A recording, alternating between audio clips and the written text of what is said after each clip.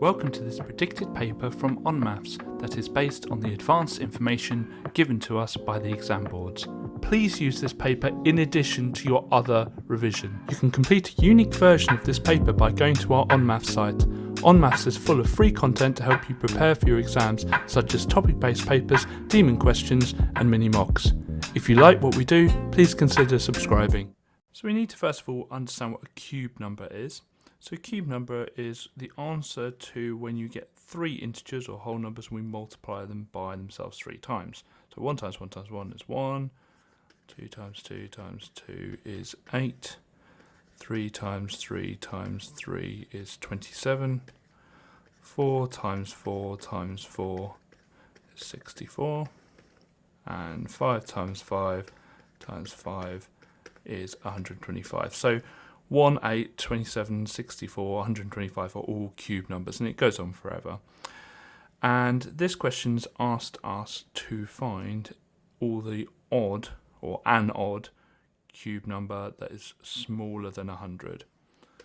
So it has to be odd, so that gets rid of the 8 and the 64. And it has to be smaller than 100, so that gets rid of the 125.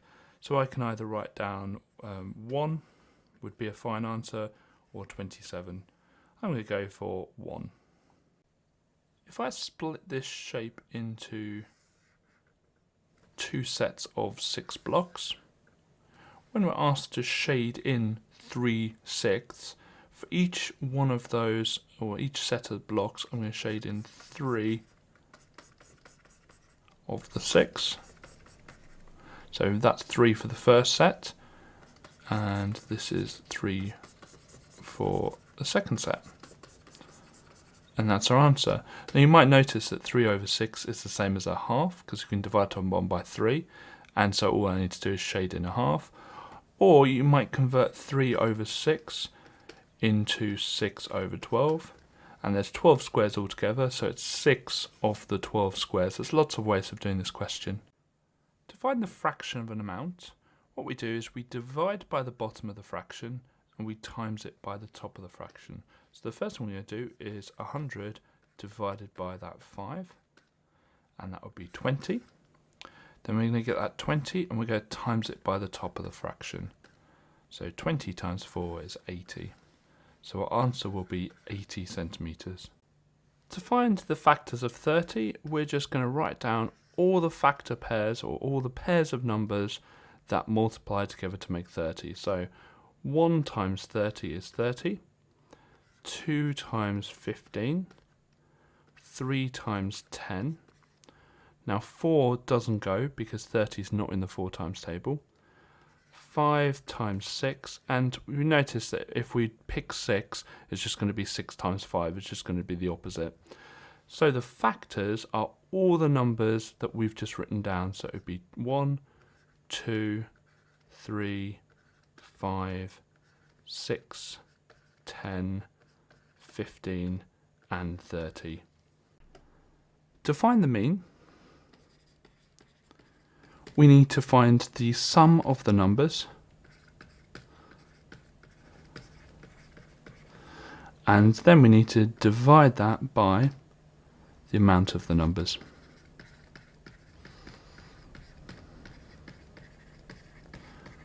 Sum is just a fancy way of saying add up the numbers. So we're going to do the 3 plus the 8 plus the 10 plus the 2 plus the 8 plus the 12. And we're going to divide that all by how many numbers there are. So there are 1, 2, 3, 4, 5, 6 numbers. When you add those numbers up, you get 43.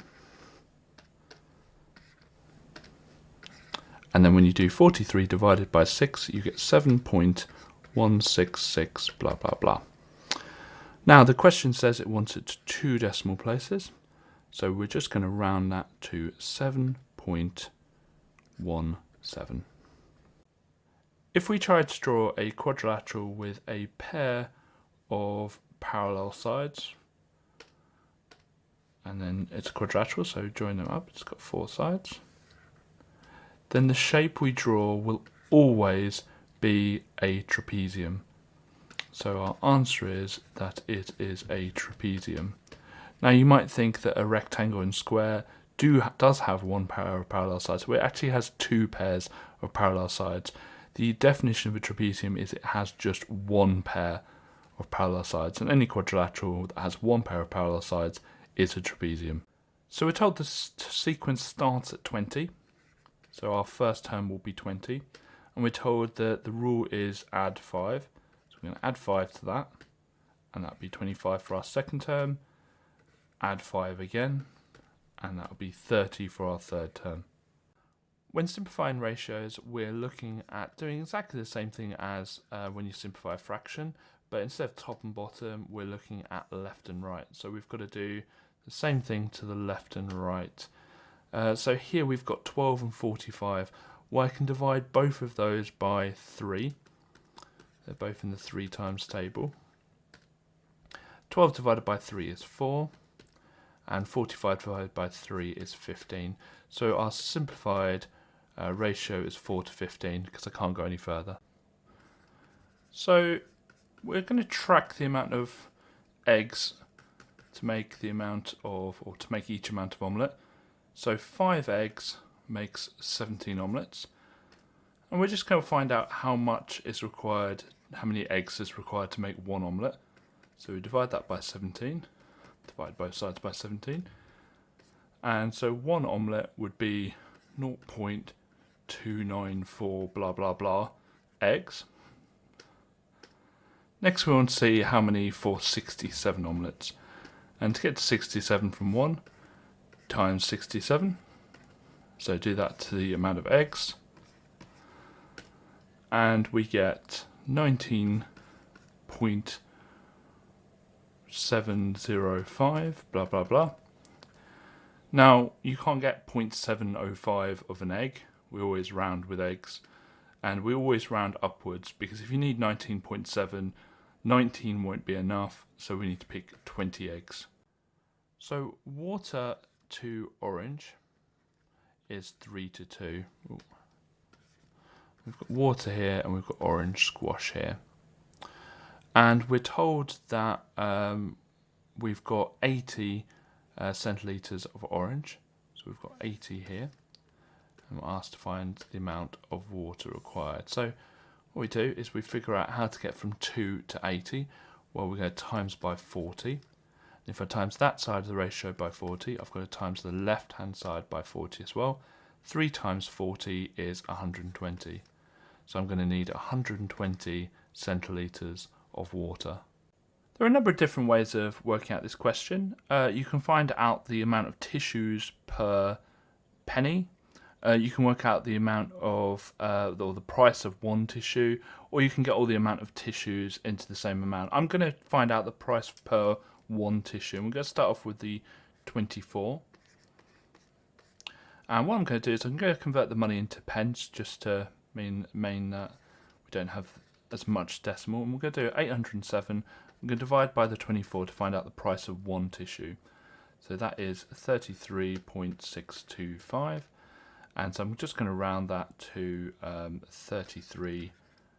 I'm just going to round everything to 2 decimal places, which says in the question. Next one, we're going to do the 20 soft tissues. So this time I'm going to do 683 divided by 20. When I put that into the calculator, you get 34.15, so that's already 2 decimal places. And then finally we're going to do the 15 soft tissues. So we're going to do the 623 divided by 15 to find the price per tissue. It should be 41.533 blah blah blah. And rounded would be 41.53. So if you buy 15 tissues, it will cost 41 pence. 20 tissues, it will be 34 pence per tissue. But 24 tissues will be 33.63. So that's by far the cheapest. The best value is the 24 tissues box. Now, there's such thing as buying in bulk. Generally, the more you buy of something, the cheaper it is. Don't rely on that, both in the GCSE, both in the exam, and in real life. Sometimes in real life, if you buy more of an item, actually per tissue, sometimes it becomes more expensive, especially if there's a special offer on the smaller box. So for this question, I think of the ratio in terms of piles. So food is getting 37 piles of money, and drink is getting 4 piles of money. So we've got to first of all work out how many piles of money we have. So we're going to do 37 plus 4, and that will give us 41. So we've got 41 piles of money. Now each pile is equal, so to work out how much one pile or one part is worth, and in maths we call them parts, but they're just like piles of money, we're going to do 13,161, the total amount of money, and we're going to divide it by how many piles there are, 41. When we do that, we get 321. So each pile is worth 321 pounds. Now, if we look at how many piles drink had, well, they had 4 piles. So we're going to just work out 4 lots of the 321, which is going to be 1,284. So they spent £1,284 on drink. To find the perimeter of a shape, you just find the distance around it. So you pick a point and just start walking around the shape. So we're going to walk down this shape side, and we're going to write down that 8. And we're just going to add all the lengths of the triangle that we go down. So the next one is 6 centimeters. So we're going to add that 6. And then finally, this 3 centimeters here. And we stop because we've returned to where we started. Add those together and you get 17. And the units will be centimeters because perimeter is a distance. There's a formula we use for this, and it is percentage change is equal to the amount that's changed over the original amount, and all of that times 100%. So how much has changed here?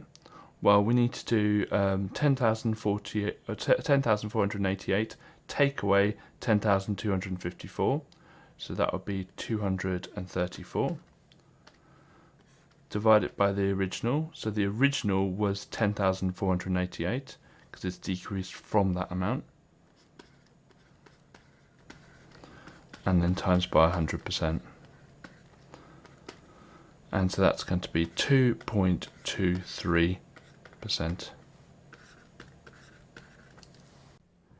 So we know that the mean is the sum of numbers over the amount. But in this question, we're actually given what the mean is. We're given that that is 29. We're also given the fact that there are 4 cards, so we're given the amount.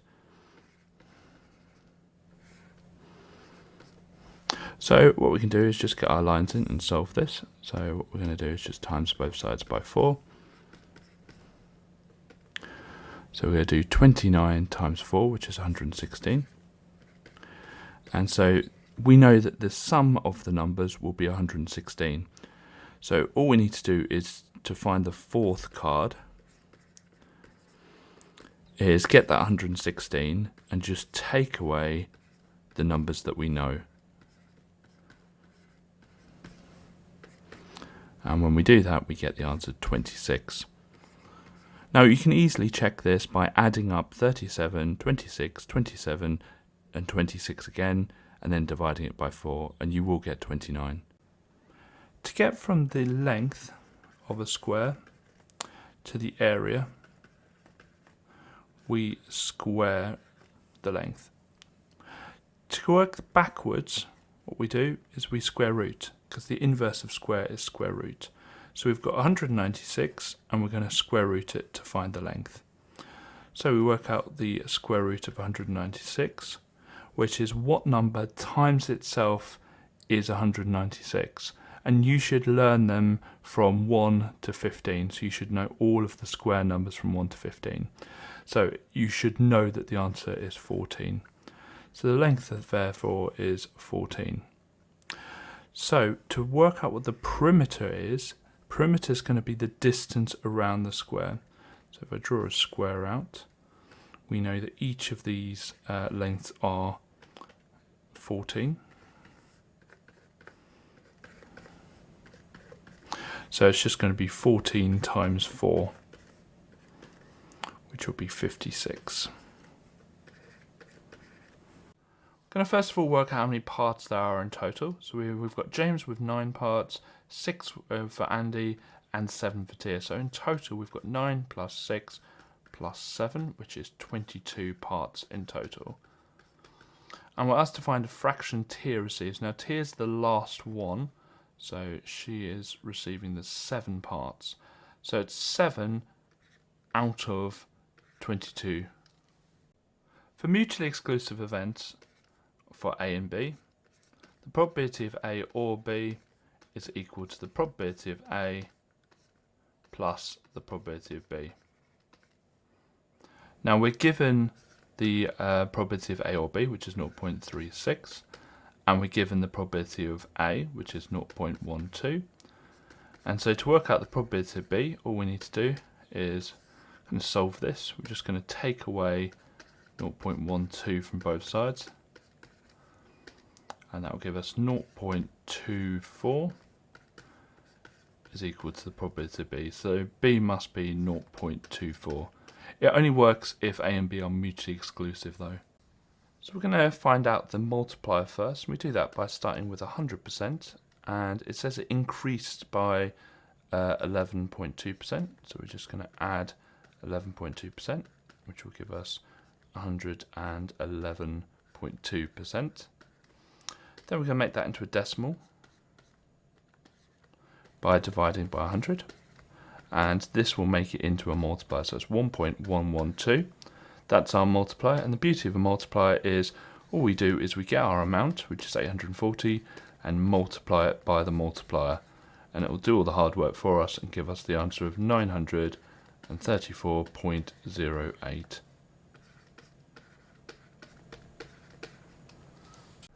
The modal class is just the group that has the mode. Okay, the modal group. Class just means group.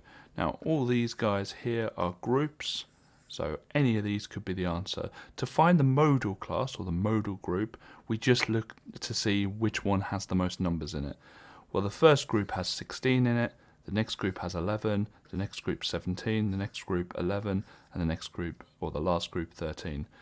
Which of those is the most? Well, 17. So the group that has the most is this 30.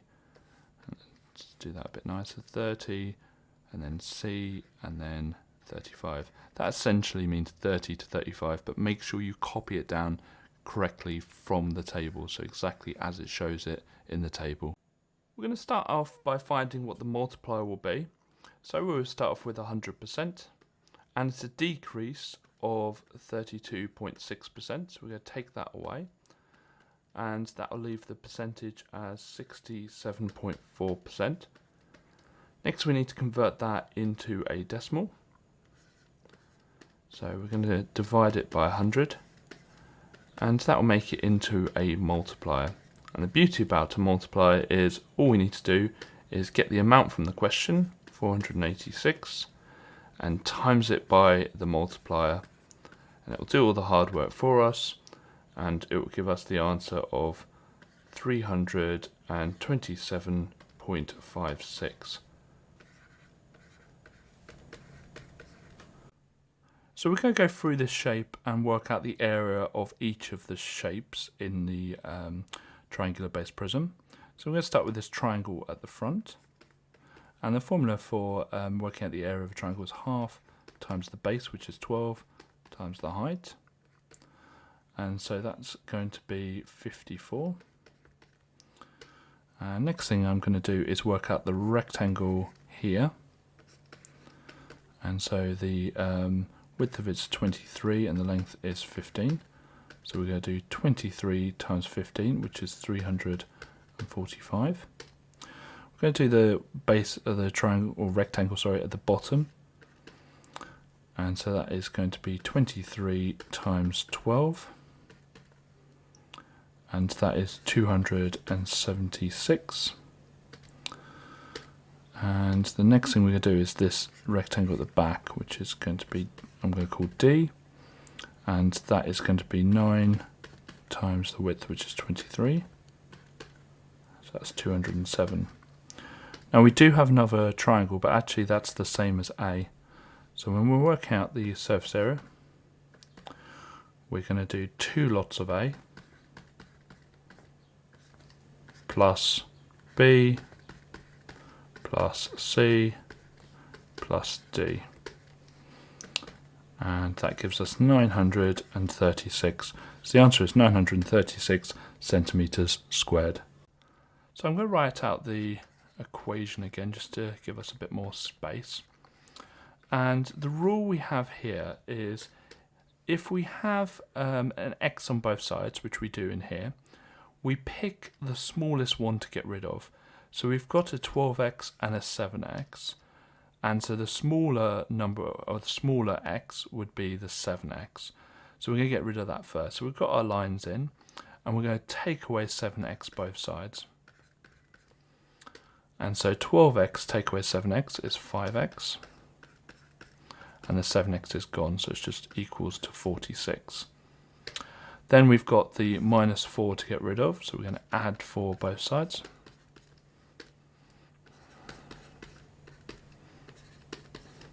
And then we've got this times 5 here, so we're going to divide 5 both sides. So we've got x equals 50 divided by 5, which is 10. So with each of these pools, try and imagine it being filled. So pool A, first of all, we've got water coming into it, and it's actually going to go quite quickly initially, and then it will hit a point at the end where actually it will go really quite slowly because it's a wider pool. So we would imagine that the graph for pool A would actually go quite quickly at the start, and then at the end it would go much slower. And that doesn't really describe, the red graph doesn't really describe that at all. So for pool B, we start off actually quite quickly because it's quite thin, and then we have a wider bit here, so it will go slower here, and then we go quickly again. So we need a graph that starts off quite quickly, then goes slowly, and then goes quickly. And the steeper the graph on our depth time graph, the faster it's filling up. And that red line doesn't really describe that either. Pool C, however, we can see it goes slowly at the start. And then because it's thin, it will go quicker. So nice quickly. And then it will go slowly again. Well, that is a perfect description of the graph that we're given. So the graph we're given is definitely going to be for pool C. So we're told that y is directly proportional to x, and so the first thing I'm going to do is replace that proportionality sign with an equals, and to do that we need to introduce k. So y equals kx, so you just multiply the right hand side by k. Then I'm going to substitute the values it's given us. So it says to us that when x is 5, y is 4.5. So when y is 4.5, and then we've got x is 5. Then I'm just going to quickly solve that, get my lines in, and divide both sides by 5. And so that's going to be 0.9 equals k. So k is 0.9. So I go back to the equation, and instead of y equals kx, I know that y equals 0.9x. Now k is a constant, which means it will never change, so it's always going to be 0.9. So to find the value of x when y is 5.4, I'm just going to replace y with 5.4, and just a matter of solving again. So get my lines in, and what I'm going to do is just divide both sides by the 0.9 to find out what x is.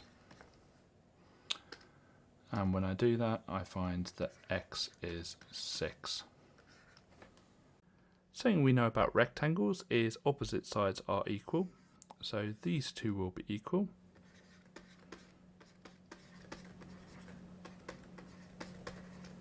And these two will be equal.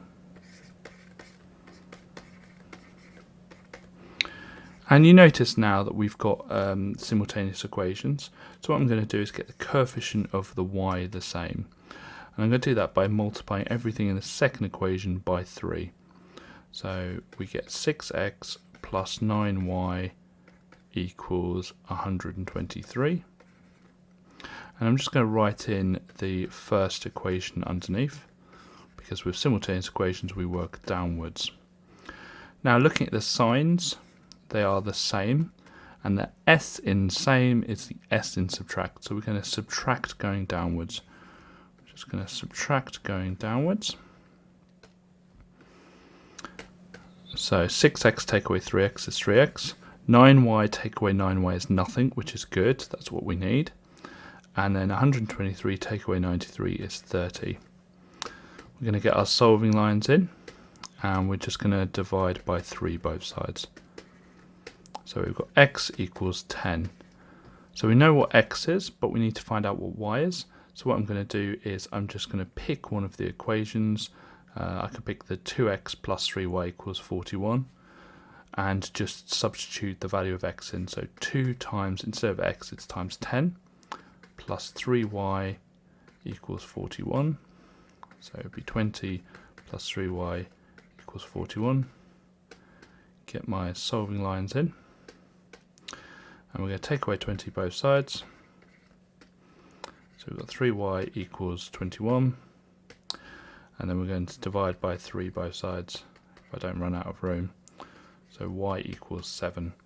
So we've got x equals 10, y equals 7. Now I could check that with the first equation as well. So 3 times 10 is 30, 9 times 7 is 63, 30 plus 63 is 93. So we know we've got it right. So there are 2 outcomes that it will rain once in the next 2 days, and that will be rain and not rain, and not rain and rain. So to work out the probability, it will rain on Monday and then not rain on Tuesday. What you're going to do is just multiply 6 over 20 by the 2 over 7. So 6 over 20 times 2 over 7. And that will give us 12 over 140. And to work out the probability, it will not rain on Monday and rain on the Tuesday. We're just going to multiply the 14 over 20 by the 5 over 7. And so that'd be 14 over 20 times 5 over 7. And that will give us, 70 over 140. Now we're looking for the probability it will rain and not rain, or not rain and rain. The word or in probability means add, so we're going to get that 12 over 140 and add it to the 70 over 140, and that will give us 82 over 140, and then we can cancel that down to 41 over 70. You can complete a unique version of this paper by going to our OnMaths site. OnMaths is full of free content to help you prepare for your exams, such as topic-based papers, demon questions, and mini mocks. If you like what we do, please consider subscribing.